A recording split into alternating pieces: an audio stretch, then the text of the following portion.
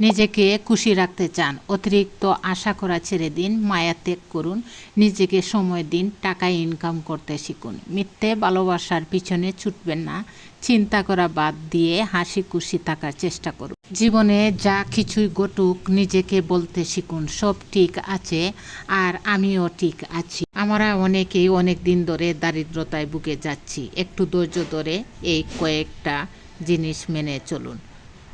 এগুলি মেনে আপনি ধনী ব্যক্তি না হলেও দারিদ্রতা আর থাকবে না।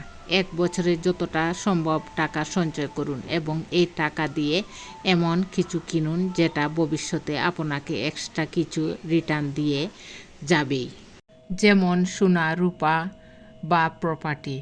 1 বছরের মধ্যে যতটা সঞ্চয় করবেন সেই হিসেবেই এই তিনটের মধ্যে যে কোনো একটা জিনিস কিনে ফেলুন, কারণ এই জিনিসের দাম সবসময়ই বাড়বে। আর এই প্রসেস একটানা 5 বছর করতে থাকুন লাগাতার। আর ওই যে বললাম, আপনি ধনী না হলেও দারিদ্রতা কিন্তু আর থাকবে না। জীবনের অনেক কঠিন প্রশ্নের উত্তর এনে দেয় সময়, কিন্তু তার জন্য তো সময়ের অপেক্ষার দরকার। আর এই অপেক্ষার জন্য চাই ধৈর্য। জীবনের সঠিক পথ খুঁজে পেতে চাইলে শুধু চেষ্টা করলেই হয় না, ধৈর্যও দরকার হয়। তাড়াহুড়া করলে সব সিদ্ধান্তই হতে পারে ভুল। ধৈর্য ধরলে আপনার সব কষ্ট শক্তির রূপ নেয়। ধৈর্যশীল মানুষের হার নেই। ধৈর্য থাকলে সঠিক সময়ে ঠিক আপনার সঠিক কাজটা হতে বাধ্য, কারণ শেষ পর্যন্ত এই ধৈর্যই আপনাকে সঠিক পথ দেখাবে এবং সঠিক সিদ্ধান্ত নিতে সাহায্য করবে। তরুণদের জীবন নষ্ট হওয়ার কয়েকটি কারণ থাকে।